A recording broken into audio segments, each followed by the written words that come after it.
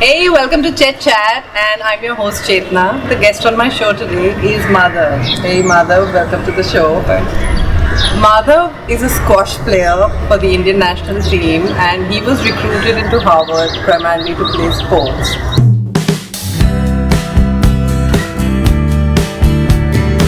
So let's ask him first up, how do you balance sports and studies? Because I do know that you've done really well at studies and at sports, which is why you are where you are. Thank you. So one thing that definitely kept me going or gave me motivation in the short term was just thinking about the long-term implications of my actions today. So having a vision for the future, trying to create. And secondly, it would be the fact that exercise or a good workout in general is just a great pace changer from when you're working. And many people might find this hard to believe, but like exercising in the middle of your work can make you more productive before and after, because you have something to work towards, whether it's improved hormone regulation or increased blood flow to the brain. Thirdly, it would be to maximize school time with friends, because I had to sacrifice a lot of social events outside of school, whether it's on the weekends, Friday nights. I would be in the gym till like 10. So I would use a lot of my breaks in school to spend as much time with my friends as I could, so I wouldn't especially have to go out of my way to meet them out of school. And lastly, I guess just implementing a lot of self-control measures. So I used to have a Facebook timer. The moment I would go on Facebook, I would have a 3-minute timer go on. Wow. And then when it would go off, I would log off. It was just a rule that I would stick to, regardless of how interesting my newsfeed was that day. Or other measures, like you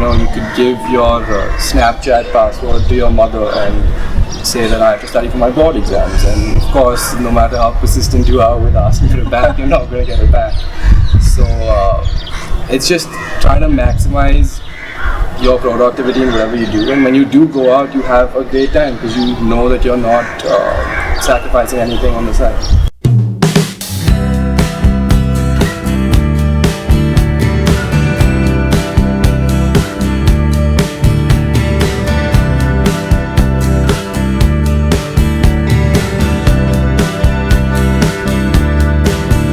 So tell me, at Harvard, managing the academic pressures, plus playing for the squash team and traveling and missing classes perhaps, so how do you balance all that out? So I found that one of the best things to work with me was to either work closely with your professor if possible, or your teaching fellow. So even if it was just submitting a problem set where you had doubts, you go to your teaching fellow or professor before you submit it. So nothing builds up as per se to the exam. One of the things that really helps with the American system is it's a continuous assessment. So you have midterms, so you already, I have my midterm 1 notes ready, my midterm 2 notes ready. So preparing for the final gets a lot easier as long as you do all the good work along the way. With such an intense schedule during the week, because we have training sometimes twice a day, sometimes early in the morning, through the week, weekends are off.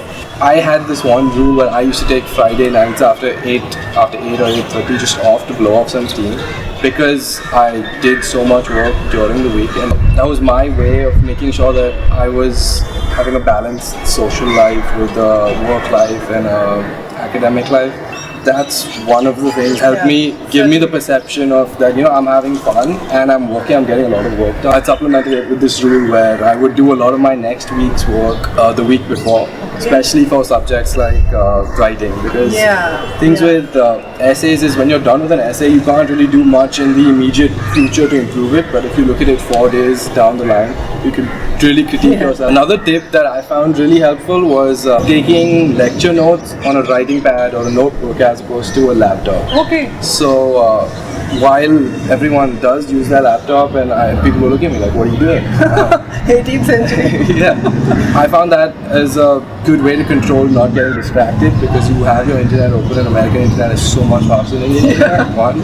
So you can do a lot of things very fast. And secondly, when you're taking notes or you're making a flow chart or you have to take down a diagram, it's complicated doing it on a computer, and it's just, for me at least, it was a lot more simplistic on a notepad, and that helped me stay focused during lectures and make the most of it. Okay, so making the most of lecture time is another tip you've given us. But these are really helpful tips. I'm sure somebody looking at this video could take something away from here.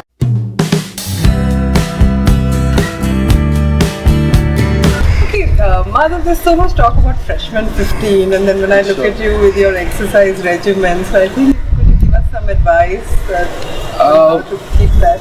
Freshman 15 didn't hit me that hard. We had training, so kind of burnt off all the extra pizzas, which I did eat. It was a cheat meal, but so I'd say one of the best things to do is like continuously monitor yourself, whether it's your weight or waist, whatever works for you, or the body fat percentage is what's happening these days. So definitely set a goal of what you want to be. So whether it's you want to size up or like cut fat, build muscle.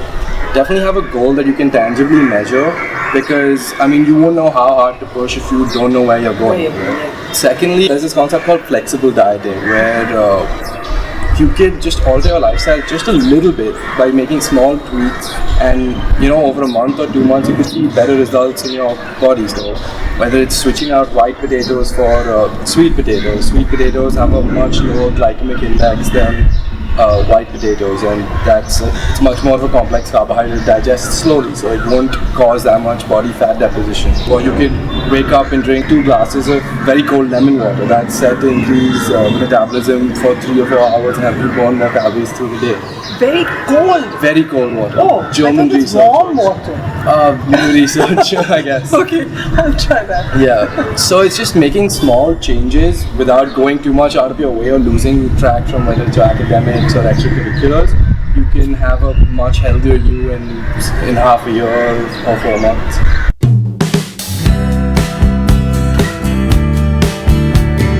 One fun fact would definitely be that it's a lot more chilled out than people perceive. Like, people are not studying on Friday nights all the way to Saturday afternoon. People actually do have fun. We have these things called final clubs, which are different versions of frats, which are, they have a, like a preppy feel to them. The second fun fact would be that the grade inflation is just awesome. So everyone's on a 4.0. I mean, I wouldn't know the exact figures, but working closely with your TFs, and it's not that hard. And the third fun fact is we have a very strong rivalry with Yale. Oh, that's fun. So we have a football game that happens sometime around Thanksgiving. I would say about close to 3,000 or 4,000 Yale kids came down, and people are just going nuts. So you sit in the wrong stand, there's a chance you might get pushed or shoved. But that must have been fun. It was fun in parts, not so much fun when you're trying to avoid 2 big Yale football players. Yeah, but thank you so much for sharing that with our viewers, and then for being on the show. Thank you so much. Please click the subscribe button below. Like me at facebook.com/chetchat101. Follow my Twitter handle chetchat101 or at Instagram chetchat101. Please leave your comments in the sections below, and if you'd like me to feature any particular college, please let me know.